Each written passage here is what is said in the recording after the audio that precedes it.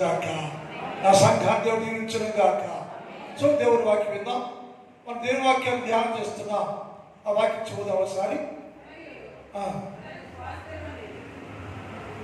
చదవండి.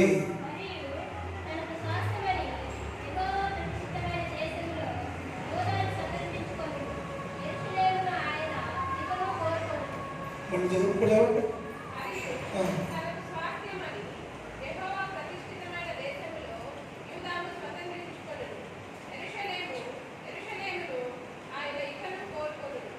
ఈ వాక్య భాగాన్ని రాత్రికాలం కొంత ధ్యానం చేశాం.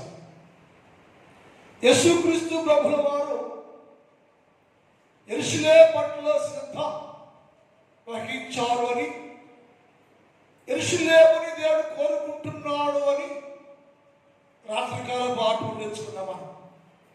ఎందుకయ్యా యెరూషలేము కోరుకుంటున్నావు నువ్వు? యెరూషలేము అనేది దేవుని పట్టణమే. యెరూషలేము అనేది దేవుని పురాదర్శ పట్టణమే. యెరూషలేములోనే ఆయన రాజుగా ఉండాలి. యెరూషలేముకు ఆయన రాజు, దాని పరిపాలకుడు యేసుక్రీస్తు ప్రభుల వారు. అయితే లెక్కలేని సార్లు యెరూషలేములో ప్రజలు యేసుక్రీస్తు ప్రభుల వారిని అనగా తండ్రి అయిన దేవుణ్ణి వారు నిరాకరించారు అని రాయబడింది. యేసు ప్రభు అన్నారు, నేను యెరూషలేము నేను కోడి తన రెక్కల క్రింద పిల్లలను ఎలాగైతే కాపు చేస్తుందో అలాగే నేను కూడా అనేక సార్లు యెరూషలేము నేను కాపు చేస్తూ వచ్చాను. అయినా కానీ యెరూషలేమును వారు దీవిస్తూ ఉంటే, యెరూషలేము ఏంటంటే యేసుక్రీస్తు ప్రభుని నిరాకరించింది, త్రోసివేసింది, విడిచిపెట్టింది, విగ్రహాలు పెంచింది, విగ్రహాలను వెళ్ళిపోయింది అన్న విషయాలు రాత్రి కాలం మనం ధ్యానం చేస్తాం.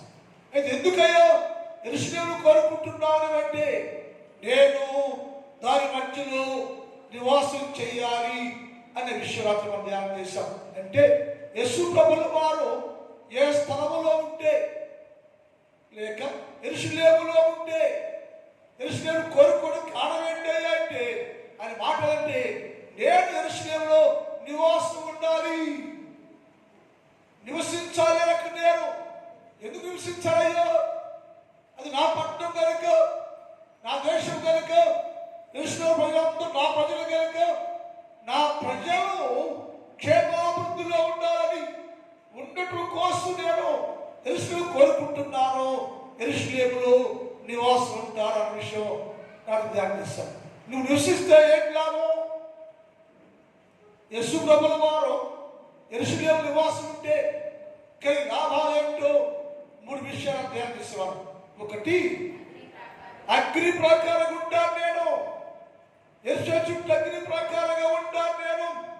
యెరూషలేము నాదైతే నా దేశం మీద అనేక రాజు దండెత్తి నా దేశాన్ని, నా ప్రజలను కొల్లగొట్టి దోపిడీ చేసి అందులో వెండిని బంగారమును దోచుకుని వెళ్ళిపోయారు.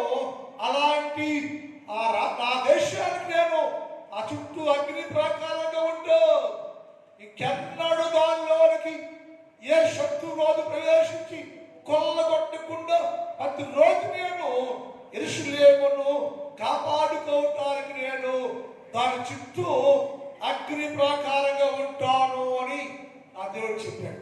ఎందుకయ్యా అంత శ్రమ అంటే, యెరూషలేము కోరుకుంటున్నాను, ఆ దేశం నాకు కావాలి, నా దేశం అది, నా నివాసం అది, నివసించే స్థలం అది, అందుకని దాన్ని కోరుకుంటున్నాను అని చెప్పాడు.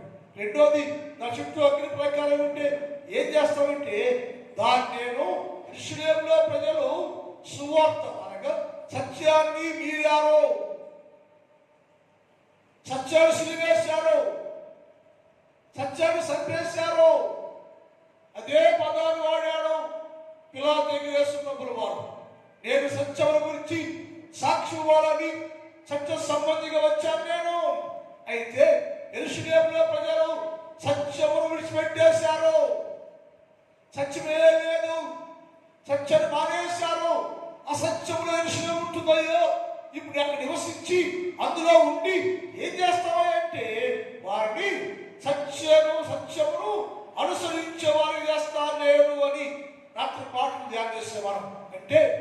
సత్యమైతే, సత్యము లేకపోతే ఎప్పటికీ యెరూషలేము ప్రజలు పునరుజ్జీవంలో రాలేరు, పునర్నిర్మాణం చేయబడలేదు. యెరూషలేము సింహాసనం ఉంది, ఆ సింహాసనుడిగా ఉండాలి యేసు ప్రభువు వారు. యెరూషలేము సింహాసనాన్ని స్థాపించే ఆ దినముల నుంచి నేటి వరకు యెరూషలేము ఆయన కనుక అది సత్యానికి స్తంభముగా ఉండాలి. ఆయన అన్నాడు, ఎందుకయ్యా మేము యెరూషలేమును నివసిస్తావా అంటే, అని మొదటి మాట అంటే సత్యమును అనుసరించే వారిగా చేస్తారు అని చెప్పాడు. రెండోది ఏంటంటే అక్కడ నివసించి నేను, రెండోది పరిశుద్ధ పర్వతం చేస్తాను నేను, పరిశుద్ధ రాజ్యం చేస్తాను నేను. ఇప్పుడు పరిశుద్ధి లేదు, సత్యము లేదు, పరిశుద్ధి లేదు. సత్యాన్ని కోల్పోయింది యెరూషలేము, పరిశుద్ధిని కోల్పోయింది యెరూషలేము. రెండు లేకుండా సత్యము విడిచిపెట్టేసి పరిశుద్ధి విడిచిపెట్టేసి అపరిశుద్ధులుగా, సత్యము లేని వారుగా ఇశ్రాయేలు ఉంటున్నారు. సత్యం లేనటువంటి వారుగా వారు సత్యాన్ని సప్త వీధిలో పడేశారు, సత్యం వేశారు. అంతేకాకుండా వారు పరిశుద్ధులు కోల్పోయారు. అందుకని నేను యెరూషలేమును కోరుకొని అందులో నుండి ఏ సత్యం లేదో, ఏ పరిశుద్ధి కోల్పోయారో ఆ సత్యాన్ని, ఆ పరిశుద్ధును తిరిగి మనలో వచ్చి బలపడుతుందండి, పరిపూర్ణ పరిశుద్ధులుగా చేయబోతున్నా. ఎందుకంటే నేను పరిశుద్ధుడు కనుక, నేను పరిశుద్ధుడు కనుక, నా రాజ్యం అంటే యెరూషలేము నాది కనుక, నా ప్రజలు, నా జనులు అందరూ కూడా పరిపూర్ణులుగా, పరిశుద్ధులుగా, సత్యాన్ని ఎరిగిన వారుగా ఉండాలని రాత్రి ధ్యానం చేస్తాం. సత్యం ఎరగకపోతే ఎప్పటికీ పరిశుద్ధులు కాలేరు. మానవుడైనా, నేనైనా, మీరైనా, లోకమైనా, సర్వలోక మనుషులందరూ ఎవరైనా సరే మొదట పరిశుద్ధులుగా ఉండాలంటే సత్యములో కలదు, సత్యం ఎరిగిన వారుగా ఉండాలి. కానీ ఇశ్రాయేలీయులు సత్యాన్ని సంత వీధులలో పారా వేశారు అని రాయబడింది. ఎందుకని పారవేసంటే సత్యం తిరస్కరించారు వాళ్ళు, సత్యం వేశారు వాళ్ళు, సత్యం నిరాకరించారు వాళ్ళు, ఆ సత్యాన్ని సిరివేశారు వాళ్ళు, సత్యాన్ని సిరివేయని కేకలు వేశారు వాళ్ళు. అందుకని మరలా వచ్చి ఆ మాట నేను మరలా వచ్చి ఆ సత్యాన్ని వారు తెలియపరిచి పరిశుద్ధులకు చేస్తాను అని రాజకీయ పాలనలో నేర్చుకో. మూడవది, ఎందుకయ్యో అక్కడ నివాసం అంటే నేను వారిని ఏక సంతానము చేయుదును అన్నాడు. ఏక సంతానం చేస్తాను, ఏక పత్ని పురుషులు చేస్తాను.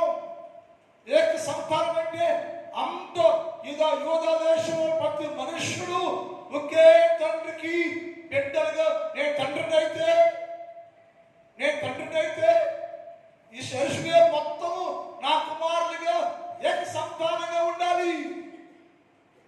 ఒకే సంతానంగా, ఏక సంతానంగా, ఏకాత్మ కలిగిన వారుగా చేస్తాను నేను. ఇప్పుడు వారు ఏక సంతానం కాకుండా రకరకాలుగా మార్పు చెందారు. ఏమైపోయారో ఏమంటే ఇశ్రాయేలు భాగం అయిపోయింది. ఇశ్రాయేలులో పరిశుద్ధి కోల్పోయారు. కొంతమంది బబులోకి వెళ్ళిపోయారు, చెరలో ఉండిపోయారు, విగ్రహాలు దొక్కుతున్నారు. ఇదే బిడ్డలు వారు విగ్రహాలతో ఉంటే యేసు ఇక్కడ నుంచి వారు ఏక సంతానం ఉంటారయ్యా, నా సంతానంగా ఉంటారు, ఏక పత్ని పురుషులుగా ఉంటారు, నా సంతానంగా ఉంటారు. లేఖనాల్లో రాయబడేది అంటే క్రైస్తవులు యేసు క్రీస్తు ప్రభువు మాత్రమే సంతానంగా ఉండాలి. యేసు తండ్రి అయితే, ఆయన పిల్లలమైతే అందరూ సంతానం కూడా. ఎలా సంతానం అవుతామంటే యేసు క్రీస్తు కలవరస్సులో కంచి రక్తం కడగబడ్డ ప్రతి వ్యక్తి ఆయన సంతానంగా మార్చబడతారు. అందుకని మనం ఏం చెప్తే యేసయ్య సంతానంగా నిలబడే వారుగా ఉంటే అది మనకి ఆశీర్వాదకరంగా మార్చబడుద్ది, దీవెనకరంగా మార్చబడుద్ది, క్షేమంగా ఉంటుంది. కాబట్టి యెరూషలేమును ఆయన కోరుకుంటున్నాడు. అలాగే మనలో కూడా సరే కోరుకుంటున్నాడట. అది పాటల్లో గాడిదని కోరుకున్నాడు. ఆయన గాడిదని కోరుకున్నాడు అని నేర్చుకున్నాను. గాడిద ఎందుకని? విలువ లేనిది, కట్టబడింది, పనికి రాంది, ప్రయోజనం లేనిది నేర్చుకున్నాం. గాడిద మైలు బట్టలు తినేది, మైలు బట్టలు తినేది, మేపే కాపర్ని, మేపే జిమ్మాన్ని వెనక నుంచి తంగేదిగా ఉంది.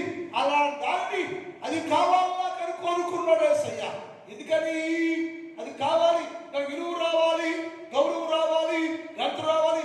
దాని లేదు. ఏ యెరూషలేము అయితే యేసు క్రీస్తు ప్రభుని సిలువ వేయండి అంటుందో అదే యెరూషలేములోకి గాడిద ద్వారా, గాడిద వలన దానికి పాఠము బుద్ధి నేర్పడానికి దేవుడు గాడిదను కోరుకొని గాడిదను ఎక్కి యెరూషలేములో ప్రవేశించాడు. అంటే మీరు గాడిద కంటే ఈయనమైన వారు కాదయ్యా, నా సొంత ప్రజలయ్యా మీరు, నా జనాంగం మీరు. అందుకని మీరందరూ నేను మీతో ఉంటున్నానయ్యా, అందరినీ నా ఏకపట్టు పురుషులకు చేయడానికి వచ్చానని కోరుకుంటున్నానని చెప్పాడు. ఈ 3 విషయాలు మన జీవితంలో అనుభవించుకోవాలి. 4వ చెప్పాడు, ఎందుకయ్యా యెరూషలేము కోరుకున్నామంటే యెరూషలేము భాగ్యాన్ని కోల్పోయింది, యెరూషలేము సంపద కోల్పోయింది. ఆ ఏ భాగ్యాన్ని కోల్పోయిందో ఆ భాగ్యమును, ఆ సంపదను, ఆశీర్వాదాన్ని తిరిగి ఉండడానికి నేను వస్తా. వాళ్ళకి నేను డబ్బు లేదయ్యా అని వారికున్న భాగ్యం అంతా పాడైపోయింది. భాగ్యవంతులు కావాలి. ఇప్పుడు ఇశ్రాయేలు నీ భాగ్యం గొప్పదారు లేవు. ఇశ్రాయేలు వచ్చిన భాగ్యము వారు పోగొట్టుకున్నారు. ఇశ్రాయేలుకి ఇవ్వబడ్డ రక్షణ భాగ్యాన్ని పోగొట్టుకున్నారు. అందుకని నేను దానికి మరలా భాగ్యాన్ని ఇవ్వటానికి నేను కోరుకున్నాయ్యా. ఎందుకు కోరుకున్నావు నువ్వు? యెరూషలేము అంటే 4వ విషయం ఏంటంటే నేను దాన్ని భాగ్యవంతులు చేయాలని, భాగ్యవంతులు చేయాలని, ధనవంతులు చేయాలని, ధనమిచ్చేవాళ్ళు చేయాలని కోరుకుంటున్నాయ్యా అని చెప్పండి. జకర్యా గ్రంథం 3వ అధ్యాయం 17 చూద్దాం. జకర్యా 1:17. నీవు ఇంకను ప్రార్థన చేయాల్సిన జకర్యా వినయ్యా, నీవు ఇంకను ప్రార్థన చేయవలసింది ఏదనగా ఇది. ఇక ఆ వాడు గమనించాలి. ఇక నా పట్టణం అది, నా పట్టణం అయ్యో భాగ్యముతో ఎక్కువగా నింపేస్తాను నేను. అక్కడ అది నా పట్టణం, యెరూషలేము నాది, నా పట్టణం అది. నా పట్టణంలో భాగ్యం కోల్పోయారు, ఆశలు కోల్పోయింది, ధన సంపద లేదు. ఇప్పుడు అది కోల్పోవడానికి కారణం ఏంటి అంటే ఏ భాగ్యం అయితే వాళ్ళు పోగొట్టుకున్నారో, కోల్పోయారో, తిరిగి నేను వారికి ఆ భాగ్యము సంపదను ఇవ్వటానికి అది నాది కనుక ఇక్కడ నుంచి నా పట్టణంలో సమృద్ధి భాగ్యం అంట. నీకున్న భాగ్యం వేరు, దేవుడిచ్చిన భాగ్యం వేరు. భాగ్యవంతులు కావాలంటే నీ సామర్థ్యం కాదు, మన సామర్థ్యం వల్ల కొంత సంపాదిస్తాం మనం, మన సామర్థ్యం వల్ల కొంత మిగులుస్తాం మనం. దేవుడు భాగ్యవంతులు చేస్తే దేవుడు మనుషులను భాగ్యవంతులుగా మార్చడం ప్రారంభం చేస్తే అది ఎవరు తీసివేసేది కాదనికే. ద్వితీయోపదేశ కాండం 8వ అధ్యాయం 18 చూద్దాం. ద్వితీయోపదేశ కాండం 8:18. యెహోవాను జ్ఞాపకం చేసుకోండి, ఏలయనగా వారు నీ విధులతో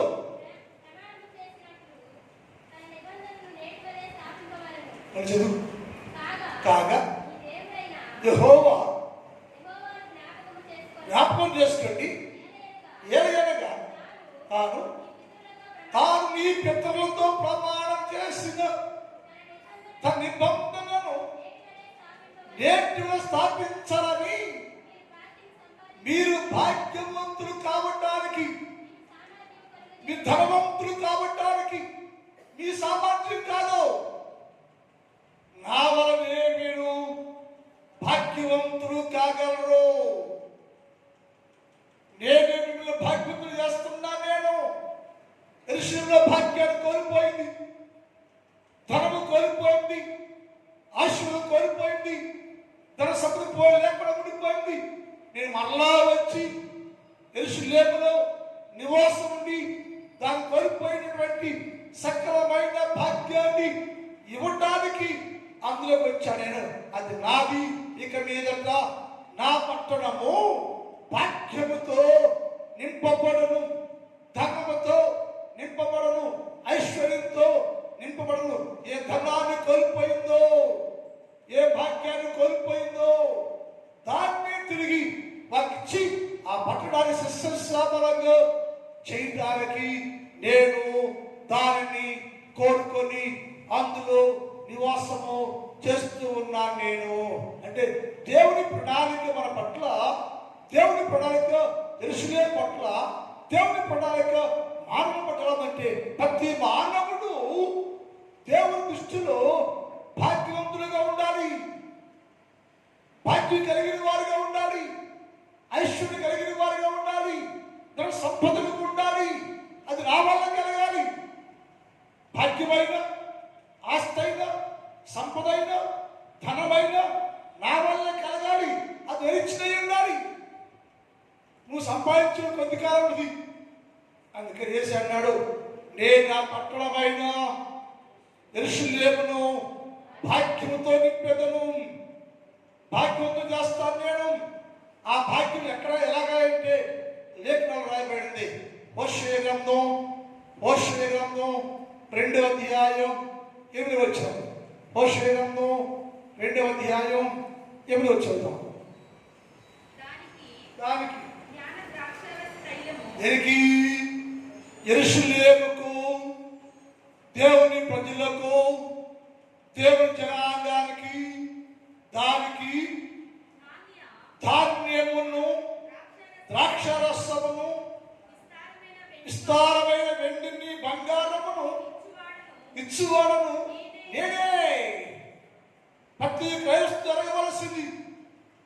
నువ్వు భాగ్యం లేకుండా, ధనము లేకుండా, డబ్బు లేకుండా, ఆస్తి లేకుండా మనం ఉంటున్నామంటే అది దేవుడు వచ్చింది కాదు. మన దేవుడు వల్ల మనకి ఎవరైనా చేశాడు? నేనే దేవుడను. నేను యెరూషలేము కోరుకున్నాను. నా యెరూషలేములో అందరూ భాగ్యవంతులుగా ఉండాలి. ఏమన్నంటే ధాన్యము, ద్రాక్షరసము, వెండిని, బంగారమును నేను చూచుకోండి. నేనే. నేను ఈకోకుండా ధాన్యం రాదు, నేను ఇవ్వుకోకుండా ద్రాక్షరసం రాదు, నేను ఇవ్వుకోకుండా వెండి బంగారాలు నీకు రావు. అది ఇవ్వాలంటే, నీకు రావాలంటే నేను దేవుడై ఉండాలి నీకు. ఎందుకయ్యా యెరూషలేముని కోరుకున్నావయ్యా? ఎందుకయ్యా యెరూషలేము పట్ల నీకు అంత శ్రద్ధ అయ్యా అంటే దేవుడు చెప్పాడు, అది భాగ్యాన్ని కోల్పోయిందయ్యో. యెరూషలేము లోక సంబంధంగా శత్రువులు దాని భాగ్యం అంతటిని శత్రురాజులు కొలగొట్టేశారు. శత్రురాజులు కొలగొట్టేశారు, దోపిడీ చేశారు, దోచుకెళ్ళిపోయారు. యెరూషలేము ప్రజలందరూ రక్తహస్తులు ఉన్నారు. డబ్బు లేక, ధనం లేకుండా పేదవారుగా యెరూషలేములో చెట్లు రగ్గిపోతున్నారు. అయ్యో, ఇప్పుడు నేను దాన్ని కోరుకుని మరలా వచ్చి దానిలో ఉంటాను. నేను ఏం చేస్తావా అంటే దాన్ని నేను వెండితోనూ, బంగారముతోనూ, ధాన్యముతోనూ, రాక్షసంతోనూ నింపుతాను. నేను ఇస్తాను. నేను మునుపు కంటే పూర్వము ఉన్నట్టుగా యెరూషలేములో అన్ని క్షేమాభివృద్ధులు చేస్తాను నేను. అందుకే నేను దాన్ని కోరుకుంటానయ్యా. అంటే యెరూషలేములో ఉంటే యేసయ్య ఉంటే, మనలో యేసయ్య ఉంటే, మన ఇంట్లో యేసయ్య ఉంటే, మనతో యేసయ్య ఉంటే, మన సంఘంలో యేసయ్య ఉంటే, మన దేశంలో యేసయ్య ఉంటే మన అంత సర్వ సమృద్ధి కలిగిన వారు ఉందుగాక. ఇస్తాను నేనున్నాను. నేను ఇచ్చేవాడు నేనే. ధాన్యమును, ద్రాక్షరసమును, వెండిని, బంగారము, సర్వ సమృద్ధిని ఇచ్చేవాడు నేనే. నా పేరు యెహోవా.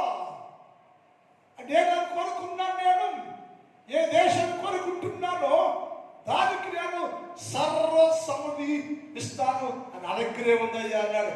సామెతల గ్రంథం 10వ అధ్యాయం 22 చూద్దాం. సామెతలు 10:22. ఆశీర్వాదము, యెహోవా ఆశీర్వాదమును ఐశ్వర్యమును ఇచ్చును. నరులు కష్టము చేత మీరు సంపాదించలేరు. మీరు కష్టపడి ఐశ్వర్యాన్ని, సంపదను సంపాదించలేరు. మీరు సంపద కావాలంటే, సంపద ఉండాలంటే, సంపద జీవించాలంటే మీరు ఏం చేయాలంటే నేను మీలో ఉండాలి, నేను మీతో ఉండాలి. నేను దానిలో ఉంటున్నాను, నేను దాన్ని కోరుకున్నాను. నేను దానిలో నేను నివాసం ఉంటే అది భాగ్యవంతులుగా ఉంటారు. ఎందుకంటే నేనే సంపద, నేనే వెండి, నేనే బంగారం, ఐశ్వర్యం నాది, నా దగ్గర ఉంది కాబట్టి దాన్ని మీకు ఇచ్చి మిమ్మల్ని కూడా భాగ్యవంతులు చేస్తానయ్యా. భాగ్యం కలిగిన వారు చేస్తాను నేను. ఆ యేసయ్య ప్రేమ యెరూషలేము మీద ఉంది. యేసయ్య కృప యెరూషలేము మీద ఉంది. యేసయ్య ప్రేమ యెరూషలేము మీద ఉంది. యెరూషలేము మీద కాదు, ఎవరైతే యేసుక్రీస్తు ప్రభు నా దేవుడు నమ్మారో,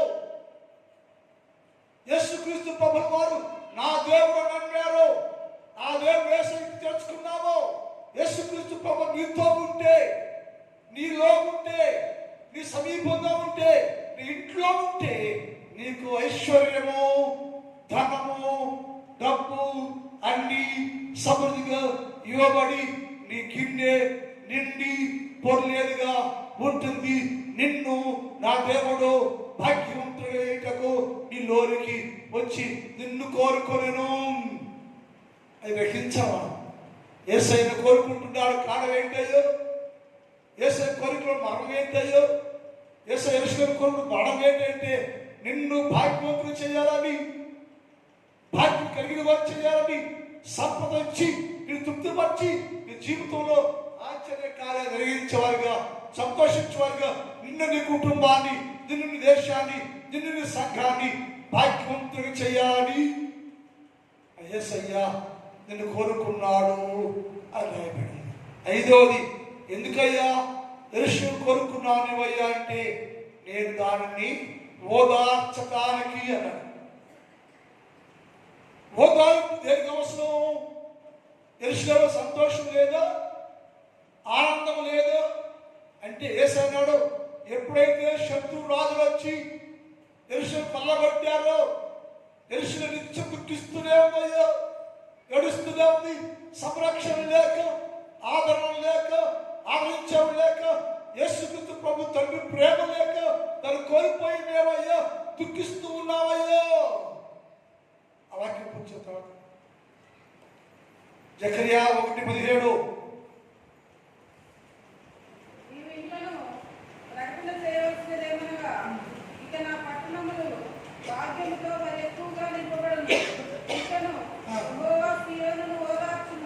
ఇంకను యెహోవా సీయోనును ఓదార్చును.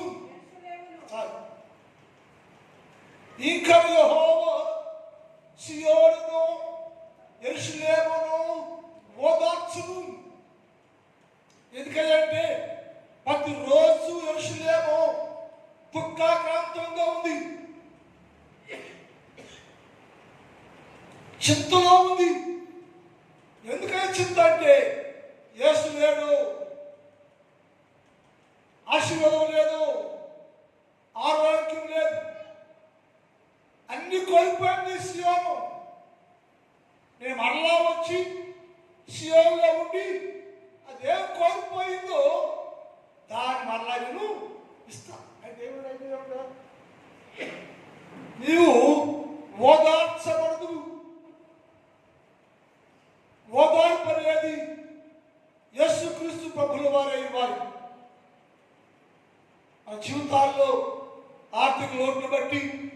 అనారోగ్యాలు బట్టి, కష్టాలను బట్టి రకరకాలుగా ఇబ్బంది పడి దుఃఖిస్తూ ఉంటాం మనం. కానీ అక్కడ ఏంటంటే శత్రువు రాజులు వచ్చి యెరూషలేము కొనివేసి యెరూషలేము ఆస్థానం దోచుకెళ్ళిపోతే వారు అంటారు, అయ్యా మా దిక్కేదయ్యా అని నడుస్తూ ఉంటే యేసు అన్నాడు, నేను నిన్ను ఓదార్చువాడను. ఓదార్చండి, మీరు యెరూషలేము ఓదార్చండి, సీయోను ఓదార్చండి. వచ్చాను, నేను ఓదార్స్తున్నాను. అది ఏమి లేదు, నాకేమి లేదు, నాకు అయిపోయిందని ఏడుస్తుందయ్యా. ఓదార్చండి అని లేఖనాలు రాయబడి యెషయా గ్రంథం 40 అధ్యాయం 1-2 చదువుతాం.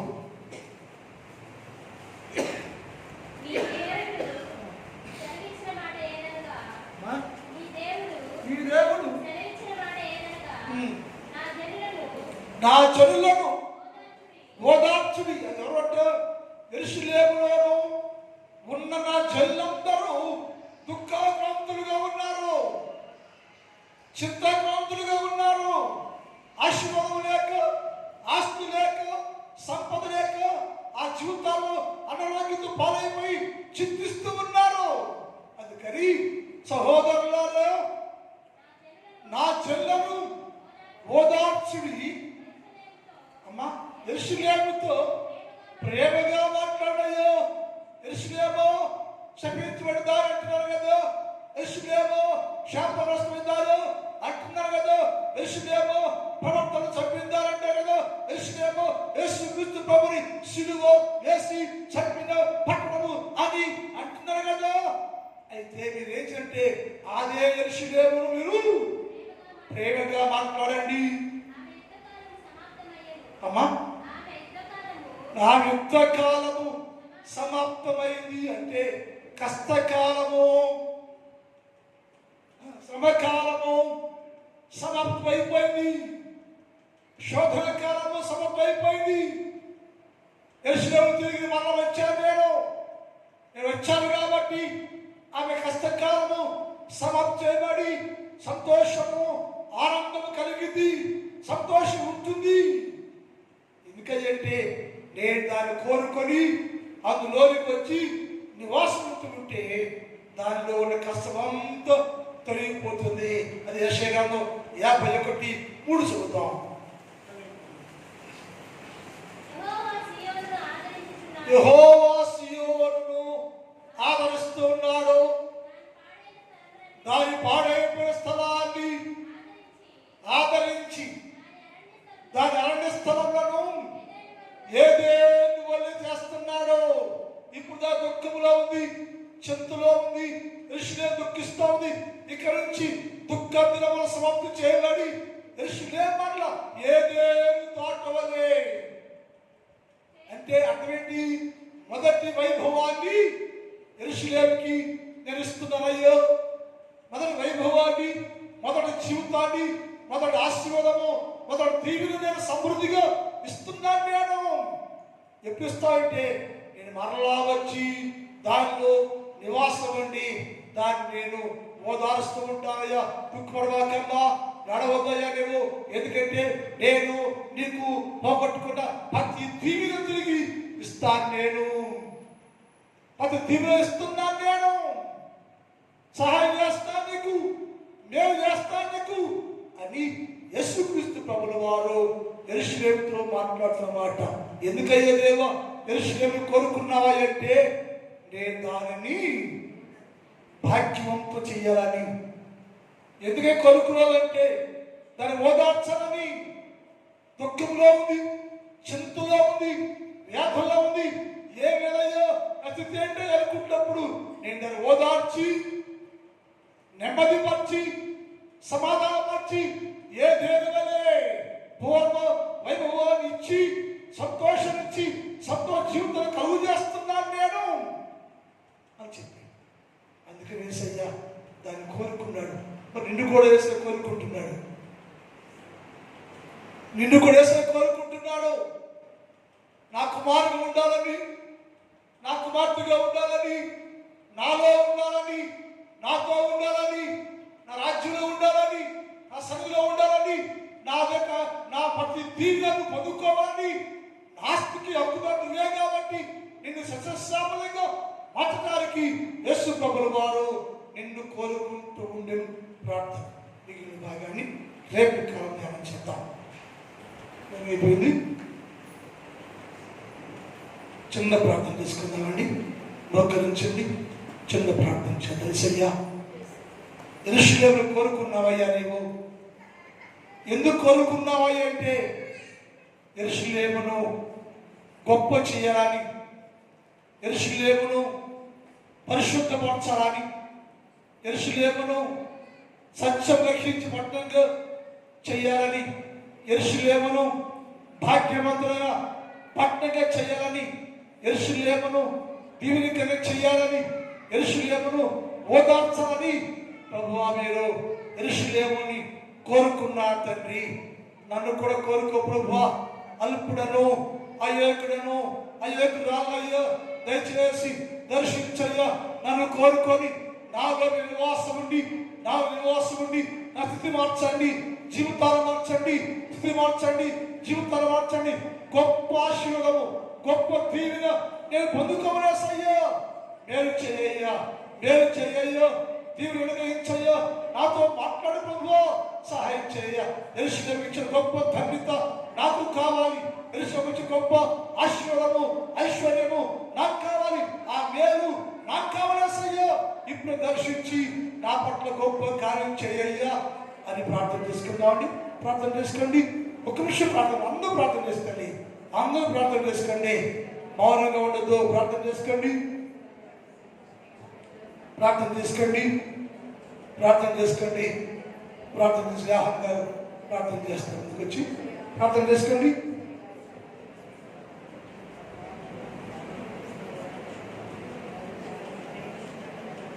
ప్రార్థనలో ఉన్న అందరూ ప్రార్థన చేసుకోండి, ప్రార్థన చేసుకోండి. యేసయ్యా, మాతో మాట్లాడయ్యా, దర్శించయ్యా, దీవించయ్యా, అభిషేకించయ్యా, ప్రతిష్ఠించయ్యా, సత్యం గ్రహించి ప్రభువా, పరిశుద్ధపరచబడి ప్రభువా, భాగ్యవంతులుగా ఉంటే సహాయం చేయి. ఈ పెరుగు క్షేమాలతో నింపయ్యా అని ప్రార్థన చేసుకో. పరిశుద్ధుడా, పరిశుద్ధుడా, పరిశుద్ధుడా, ప్రేమ కలిగినటువంటి మా ప్రియ పరలోకపు ప్రభువా, మీ పరిశుద్ధ పాదములకు స్తోత్రాలయ్యా, స్తోత్రాలు తండ్రి, స్తోత్రములు ప్రభువా. దయగలిగిన నా ప్రభు, ఈ ఉపవాస ప్రార్థనలో ప్రభువా, 2వ రోజులోనికి ప్రభా మీరు మమ్మల్ని ప్రవేశింపచేసినందుకు మీ పాదములకు స్తోత్రాలు తండ్రి. ఈ బిడ్డలను ఆయన ఎంతో విశ్వాసంతో తండ్రి నీ మందిరంలో ఉన్నారు ప్రభువా. ఎంతో విశ్వాసం కలిగిన ఆయన, ఎంతో భక్తి కలిగిన ఆయన ప్రార్థనలు చేశారు ప్రభువా. అయా ప్రభా, బిడ్డలోకి ఆయన మీరు ఇచ్చినటువంటి గొప్ప ఆధిక్యం బట్టి వందనాలు తండ్రి. ప్రభా, బిడ్డలు ఎంతో కన్నీటి ప్రార్థన చేశారు ప్రభువా, మీకు స్తోత్రాలు ప్రభువా. సహాయం చేసే దేవుడు, నమ్మదగినటువంటి దేవుడు, ప్రార్థన ఆలకించేటువంటి ప్రభువా, నీ బిడ్డల యొక్క ప్రార్థనను మీ సన్నిధిలో చేర్చుకోండి ప్రభువా. ప్రార్థనకు సమాధానం మీరు దయచేయండి ప్రభువా. ఈనాడు నాయన అయా ప్రభు, ఈ సమయంలో ప్రభువా, అయా ప్రభు నీ వాక్యమును మేము విన్నాము ప్రభువా. మీరైతే ప్రభు యెరూషలేమును కోరుకున్నారు ప్రభువా, అసియాను పట్టణమును మీరు కోరుకున్నటువంటి విధానం ఆయన మేము తెలుసుకుంటూ విన్నాము ప్రభువా. అయా ప్రభా, పట్టణమును ప్రభువా భాగ్యవంతులుగా చేయాలని మీరు ఆశించారయ్యా, ధనవంతులుగా చేయాలని తండ్రి. అయా ప్రభా, పట్టణంలో ఆదరించాలని, కాపాడాలని ప్రభు, ఆశీర్వాదం ఇవ్వాలని మీరు ఎంతగానో కోరుకుంటూ ఉన్నారు ప్రభు. ఆ పట్టణంలో ఇచ్చినటువంటి ఆధిక్యతను, ఆ పట్టణంలో ఇచ్చినటువంటి గొప్ప ఆశీర్వాదము ప్రభు, అయా మాకును మా కుటుంబానికి మా బిడ్డలకు దయచేయండి ప్రభు. వెంటనేటువంటి ఆశీర్వాదము మీరు మాకు దయచేయండి ప్రభు.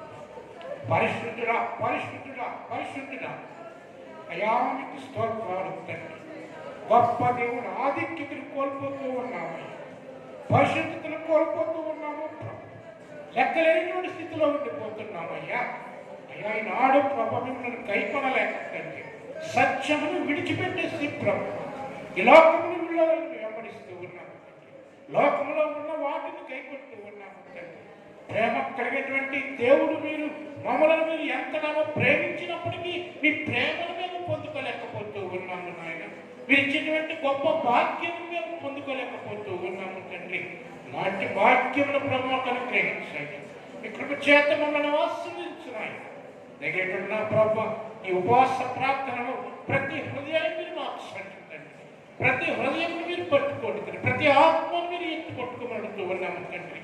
దగ్గర నా ప్రభు అనేక మంది బిడ్డలు ప్రభు అయా ప్రభు వారి యొక్క హృదయ వాంఛలను తీర్చండి తండ్రి. ఎందుకు అయా ప్రభు ఈ సమయంలో ఎన్ని పనులు ఉన్నప్పటికీ నీ దగ్గరికి వచ్చారో నాయన, అయా మీకు తెలుసుకున్న నాయన వారికి ఉన్నటువంటి సమస్యలు తీర్చండి తండ్రి.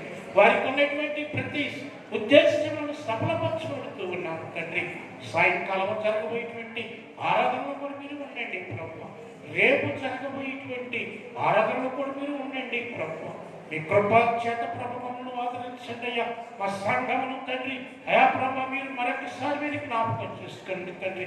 మిమ్మల్ని ప్రభు ఆహ్వానించేటువంటి సంఘముగా ఉండటానికి నాయన, మీ భాగ్యమును పొందుకునేటువంటి సంఘముగా ఉండటానికి నీ కృపగా ఇచ్చేయమని, మీరే మహిమంతా కీర్తి ప్రభావాలు పొందుకోమని, సాయంకాల సమయంలో జరగబోయేటువంటి ఆరాధనలో మీరుండి మీరే మాట్లాడమని యేసు నామమున బట్టి అడిగి వేడుకొనుచున్నాను తండ్రి.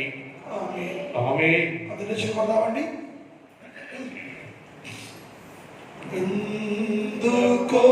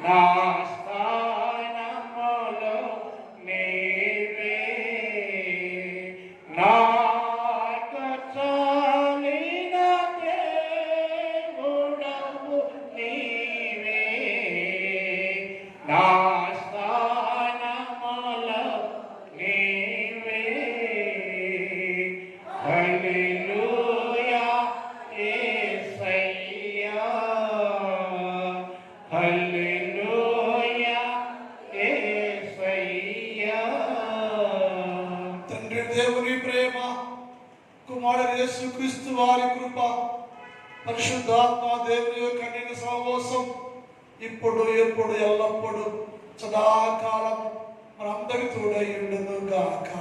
ఆమేన్. ఆమేన్. ఆమేన్. హల్లెలూయా. హల్లెలూయా. హల్లెలూయా.